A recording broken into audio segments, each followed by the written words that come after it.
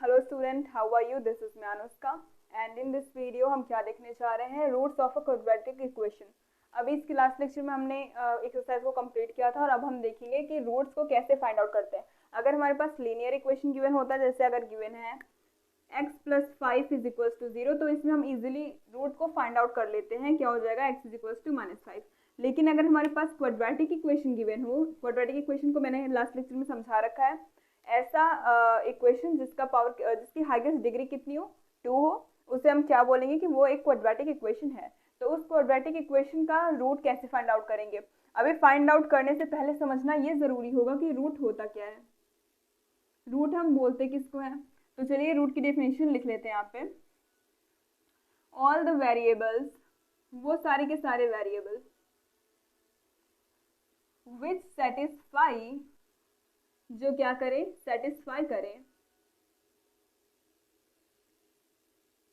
which satisfy the given quadratic equation is known as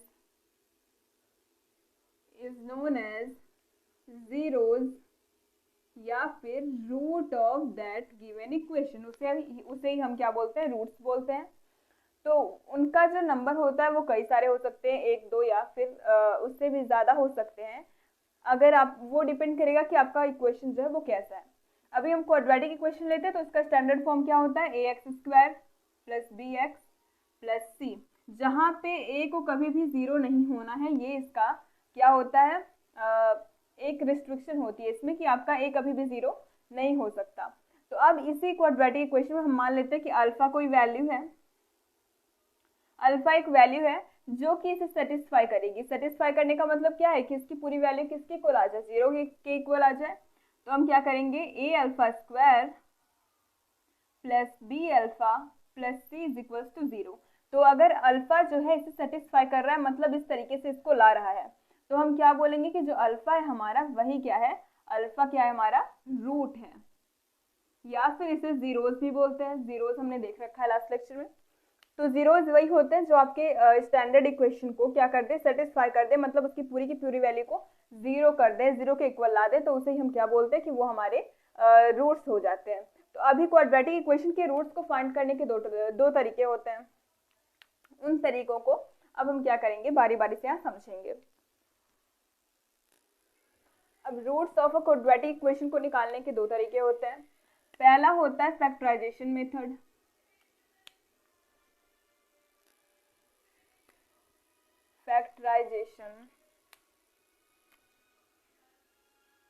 factorisation method पहला होता है। और दूसरा हमारे पास कौन सा होता है? Quadratic formula.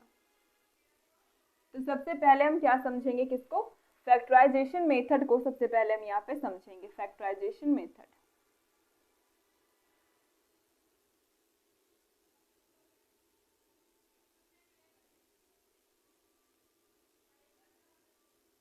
इसमें कई सारे स्टेप्स होंगे। तो पहला स्टेप यहाँ पे मैं लिखती हूँ।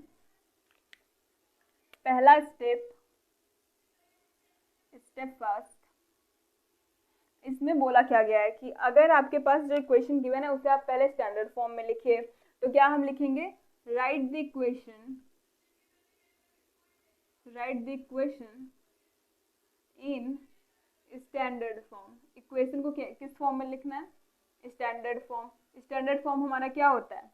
ax² + bx + c = 0। तो सबसे पहला काम क्या करना है? हमें स्टैंडर्ड फॉर्म में लिखना है अपने इक्वेशन को। दूसरा स्टेप सेकंड, कैलकुलेट करना है प्रोडक्ट किसका? a और c का। Calculate the product of a and c and write it as ac। इसको किस तरीके से लिखना है? आपको इसका प्रोडक्ट फाइंड आउट करना है, उसको किस तरीके से लिखना है? ac के तरीके से। And there sum will be equal to equal to, इनका सम जो ए और सी का जो सम होना चाहिए वो किसके इक्वल होना चाहिए, बी के इक्वल होना चाहिए। ये बात आपको ध्यान में रखनी है कि पहले हम ए और सी का क्या निकालेंगे, प्रोडक्ट निकालेंगे ए और सी, और उस ए और सी का जो सम होना चाहिए ए प्लस सी वो किसके इक्वल होना चाहिए, बी के इक्वल होना चाहिए। ये सेकेंड स्टेप में कहता है। मतलब अगर हमारे पास ए क्रॉस सी है, या फिर जैसे अगर हमारे पास है 6x9, हाँ 6x9 है, तो इसको हम क्या लिख सकते हैं, इसको हम लिख सकते हैं 2x27, ये भी लिख सकते हैं, वैल्यू सेम आएगी।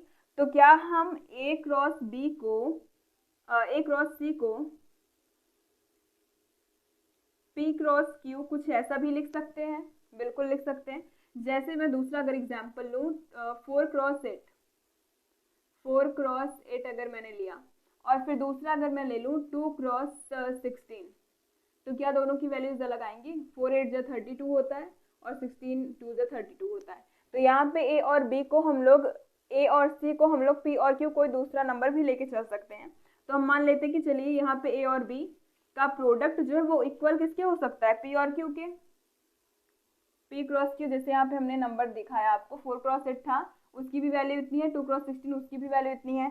तो ये ए क्रॉस सी और पी क्रॉस क्यू, इनकी जो वैल्यू होगी वो सेम ही होगी। तो इनको हम इधर लिखेंगे, ठीक है। फिर क्या होना चाहिए, P plus Q is equals to B होना चाहिए। पहला तो काम ये हो गया कि A क्रॉस बी और P क्रॉस सी हमें फाइंड आउट करना है, इसको कैलकुलेट करना है। उसके बाद P प्लस क्यू जो होना चाहिए वो B के इक्वल होना चाहिए, जो यहाँ पे B हमें गिवन होता है इक्वेशन में, उसके इक्वल ये हमें मिलना चाहिए। स्टेप थर्ड क्या हो जाएगा, स्टेप थर्ड हो जाएगा हमारा कि ये जो हमारे पास इक्वेशन गिवन है इसको हम किसके फॉर्म में लिखेंगे, प्रोडक्ट ऑफ लीनियर इक्वेशन के फॉर्म में यहाँ पे हम इसको लिखेंगे।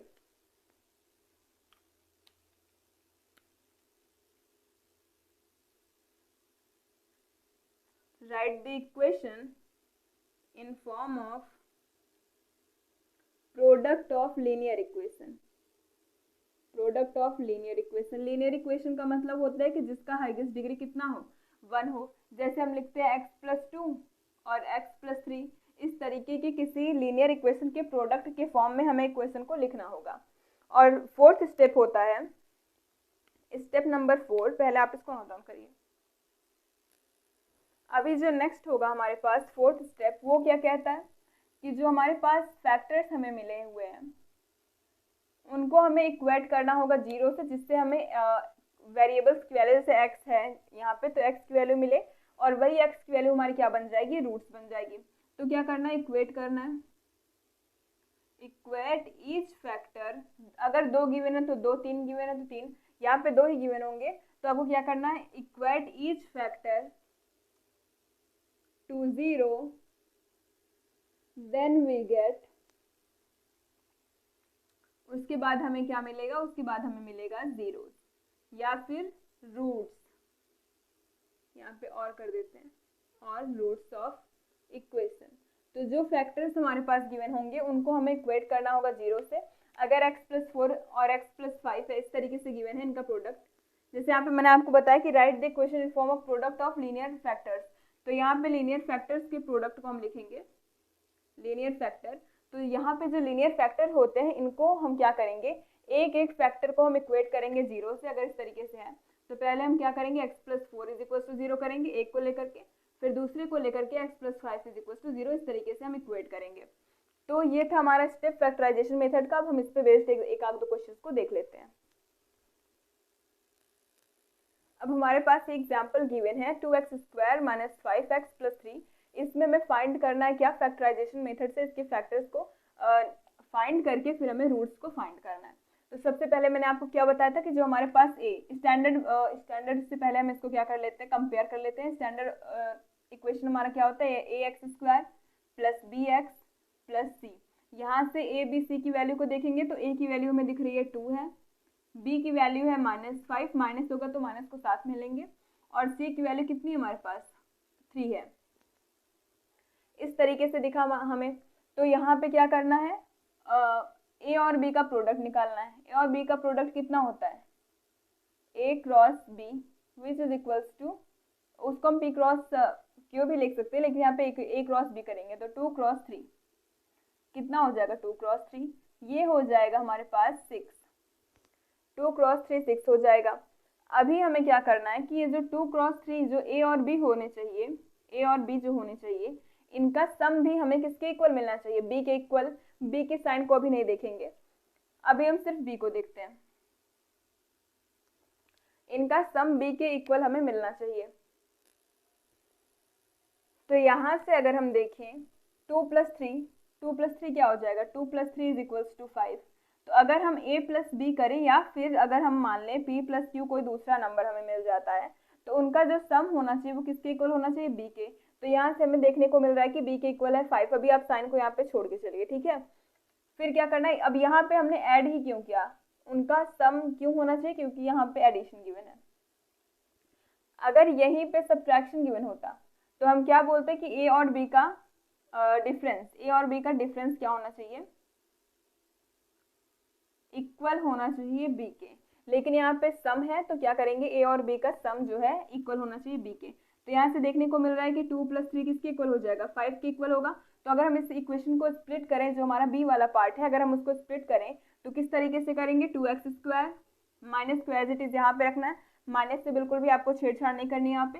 फिर क्या करना है, 2 प्लस 3 इंटू में x plus 3 is equals to 0। अब x का मल्टीप्लाई कर देना है दोनों में, 2x स्क्वायर माइनस का 2x हो जाएगा, फिर माइनस बाहर है तो इसको भी लेके आएंगे, फिर माइनस का 3x प्लस 3 इक्वल 0। अब जो कॉमन देखने को मिलता है आपको, चाहे इसमें से इसमें लीजिए, चाहे इसमें से इसमें, या फिर आपको इन दोनों में ही अगर कॉमन देखने को मिलता है तो इन दोनों में लीजिए। तो यहाँ पे मुझे साफ साफ दिख रहा है कॉमन इस वाले में, इसमें, इसमें और इसमें। तो जितना कुछ आपको कॉमन दिखे आपको उतना सारा का सारा कॉमन ले लेना है। यहाँ से मुझे दिख रहा है 2x दोनों में है, यहाँ पे एक x एक्स्ट्रा है, तो एक x को रहने देंगे और 2x को हम कॉमन लेंगे। तो हमारे पास क्या बचेगा, 2x, यहाँ से बचेगा x माइनस 1। फिर यहाँ पे -3 को कॉमन लेंगे, -3 को कॉमन लिया तो यहाँ से बचेगा x, फिर माइनस माइनस होके क्या हो जाएंगे, -1। तो माइनस माइनस होके प्लस होगा, यहाँ से 3 को कॉमन लिया तो 3 बाहर गया, यहाँ पे बचा 1, लेकिन माइनस को भी कॉमन लिया तो यहाँ पे माइनस को हमें लगाना पड़ेगा, इक्वल 0। अभी क्या करना है, ये दोनों सेम है तो इन दोनों के एक साथ में लिखेंगे, और दूसरे में दूसरा फैक्टर हमारा क्या बनेगा, एक ये और दूसरा ये 2x माइनस 3। इस तरीके से 2x माइनस 3 हमारे पास दो फैक्टर्स यहाँ पे बन गए, पहला ये है दूसरा ये है। अभी क्या करना है हमें, लास्ट वाला जो स्टेप था हमारा, उसमें मैंने आपको बताया था कि इक्वेट करना होता है किससे, 0 से। तो इक्वेट करेंगे x minus 1 is equal to 0, तो x की वैल्यू कितनी आ गई, 1 आ गई। अभी अगर करें दूसरे वाले को 2x minus 3 is equal to 0, तो क्या हो जाएगा, 2x is equal to 3 is equal to 3 यहाँ पे हमें मिला, तो हम क्या करेंगे, x इज इक्वल टू 3/2। तो यहाँ पे हमें कितने रूट्स मिले, 2 रूट्स मिले, एक x की वैल्यू ये है, एक x की वैल्यू हमारे पास ये मिली। तो यहाँ से हमें 2 रूट्स मिले x के, एक है 1, एक है 3/2। तो इस तरीके से क्या करते हैं, हम रूट्स को फाइंड आउट करते हैं। ये पहला स्टेप था हमारा।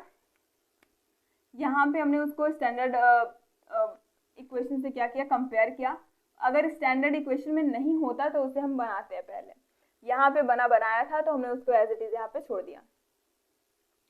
फिर क्या किया, हमने स्प्लिट किया उसको, और किसको, b को स्प्लिट किया, किसके एडिशन के फॉर्म में, a और b के एडिशन के फॉर्म में। अगर p और q का एडिशन बनता है तो उसको भी हम ले सकते हैं। उसके बाद थर्ड वाले में क्या किया, फैक्टर किया हमने, और फोर्थ वाले में कंपेयर कर दिया उसको किससे, 0 से, और हमें यहाँ पे रूट्स की वैल्यू मिल गई। अभी देखिए यहाँ पे जो इसके पहले मैंने एग्जाम्पल लिया था उसमें यहाँ पे क्या था, c के पास में प्लस था, तो हम क्या करते थे, a और b का सम देखते थे कि वो a और c का सम देखते थे कि a और c का सम जो होना चाहिए वो b के इक्वल आना चाहिए। लेकिन अगर यहाँ पे माइनस गिवन है तो हम क्या देखेंगे कि a और c का सब्ट्रैक्शन किसके इक्वल होना चाहिए, b के होना चाहिए। या फिर a और b का जो अलग से प्रोडक्ट अगर हम निकालेंगे उसमें से कुछ नंबर्स को लेंगे तो उनका सब्ट्रैक्शन जो है वो b के इक्वल होना चाहिए। यही साइन जो है रिप्रेजेंट करती है कि हमें करना क्या है। अगर यहाँ पे प्लस होगा तो हम ऐड करेंगे, अगर यहाँ पे माइनस होगा तो हम a और c को क्या करेंगे, सब्ट्रैक्ट करेंगे, किसे, a एंड c को। तो यहाँ से सीधा सीधा क्या करना है, पहले हम a और c का प्रोडक्ट निकालेंगे, a इंटू सी। क्या देखने को मिलेगा यहाँ से हमें, यहाँ से देखने को मिलेगा 6 into 2 which is equals to 12। 6 into 2 12 हो गया। 12 मिले हमको। अब 12 को किस तरीके से हम क्या करें, सब्ट्रैक्ट करें कि हमें यहाँ पे सिर्फ 1 मिले। ठीक है, 1 मिले तो 6 माइनस 2 करेंगे तो 4 मिलने वाला है। तो किस तरीके से करें, चलिए देखते हैं। अभी हम 12 को और क्या लिख सकते हैं, 12 को जितने भी इसके फैक्टर्स बन सके उतने करने। 12 हमने यहाँ पे लिखा 2 6 जा 2 3 जा 3। अभी अगर हम देखें तो इसको हम 4 क्रॉस 3 भी लिख सकते हैं। ये 4 हो गया, ये 3 हो गया। तो 12 को हम और क्या लिख सकते हैं, 4 क्रॉस 3। देखिए यहाँ पे P और Q का काम अब हमें देखने को मिल रहा है। P और Q यहाँ पे हमें दिखने लगे। अगर हमारा A और B से काम हो जाता, A और C से, तो यहाँ पे हम A और C को ही लेके चलते। लेकिन A और C से काम नहीं चल रहा, तो इसका हम फैक्टर निकालेंगे, उसमें से कुछ नंबर्स को लेंगे जिनको सब्ट्रैक्ट करने पे हमें कितना मिलना चाहिए, x मिलना चाहिए। यहाँ पे सब्ट्रैक्शन है तो मतलब क्या करेंगे, हम सब्ट्रैक्ट करेंगे A और C या फिर P और Q, या फिर P और Q। वैल्यू तो इनकी 12 के इक्वल ही आएगी, लेकिन उसका फैक्टर जो है वो हम चेंज करेंगे। 4 और 3 है। अब 4 और 3 को अगर हम सब्ट्रैक्ट करें 4 माइनस 3, तो क्या हमें 1 देखने को मिल रहा है, बिल्कुल मिल रहा है। तो यहाँ पे जो हमारे वैल्यूज हम लेंगे वो कौन से लेंगे, 4 और 3 लेंगे। तो चलिए अब स्प्लिट कर देते हैं किसको, B को, किसमें, A और P और Q के सब्ट्रैक्शन के फॉर्म में। 6x स्क्वायर हो गया, माइनस को एज इट इज यहाँ पे रखेंगे। फिर यहाँ पे हमें क्या देखने को मिलेगा, 4 माइनस 3। फिर यहाँ पे x क्या, minus 2 is equals to 0। Minus 4x, minus minus plus हो जाएगा, plus 3x minus 2 is equals to 0। देखिए माइनस इंटू माइनस करते हैं तो हमें प्लस मिलता है, प्लस इंटू माइनस करते हैं तो माइनस मिलता है, माइनस इंटू प्लस करते हैं तो माइनस मिलता है, प्लस इंटू प्लस करते हैं तो प्लस मिलता है। ये आपको पता होना चाहिए। तो यहाँ पे हमने क्या किया, माइनस इंटू माइनस किया, प्रोडक्ट किया हमने यहाँ पे, तो हमें यहाँ पे 3x मिल गया प्लस में। तो अब इसको और सॉल्व करेंगे तो यहाँ से जो कॉमन आपको देखने को मिले यहाँ से हमें कॉमन ले लेना है। अगर कुछ देखने को नहीं मिलता तो हम क्या लेंगे, 1 को कॉमन लेंगे। यहाँ से हमें दिख रहा है 2, तो 2x को कॉमन ले सकते हैं। इसमें भी x है, इसमें भी है, इसमें एक x ज्यादा है तो उसको हम अंदर रखेंगे। यहाँ से हो जाएगा 3x, फिर माइनस में 2 यहाँ पे बचेगा क्योंकि ये 4 है तो 2 अंदर आएगा। फिर प्लस 3 को हमने कॉमन, 1 को कॉमन लेंगे, इसमें से कुछ भी कॉमन नहीं दिख रहा है, ये 3 है, ये 2 है, कुछ भी नहीं दिख रहा। 1 लेंगे तो 1 यहाँ से लिया हमने, हमारे पास बचा 3x माइनस 2 इक्वल 0। अब क्या करना है, फैक्टर इनका बना लेना है, 3x माइनस 2, दूसरा बनेगा 2x प्लस 1 इक्वल 0। इतना हो गया। तो 3x माइनस 2, अभी जो फोर्थ लास्ट वाला जो स्टेप था कि जो हमारे पास फैक्टर्स का प्रोडक्ट गिवन होगा उनको हम बारी बारी से किसके इक्वल करेंगे, 0 के इक्वल। तो 3x माइनस 2 इक्वल 0 किया तो 3x इज इक्वल्स टू 2 हो जाएगा, ये इधर जाएगा इक्वल के तो ये प्लस हो जाएगा, इधर माइनस है तो x इज इक्वल्स टू 2/3। फिर एक रूट हमें मिल गया x इज इक्वल्स टू 2/3। अब हम इसको इक्वेट करेंगे तो 2x plus 1 is equals to 0, तो x is equals to minus 1/2। ये जाएगा इधर -1, ये इधर x के साथ में प्रोडक्ट में है तो इधर आएगा तो डिवाइड में। तो ये दो रूट यहाँ पे हमें देखने को मिल गए। तो आप इसको नोट डाउन करिए। तो स्टूडेंट्स आज की वीडियो में बस इतना ही, मिलता है आपसे नेक्स्ट वीडियो में। और अगर आपको वीडियो अच्छी लगती है तो लाइक करिएगा एंड अपने फ्रेंड ग्रुप में शेयर करना मत भूलिएगा। Subscribe for more videos also. Thanks for watching.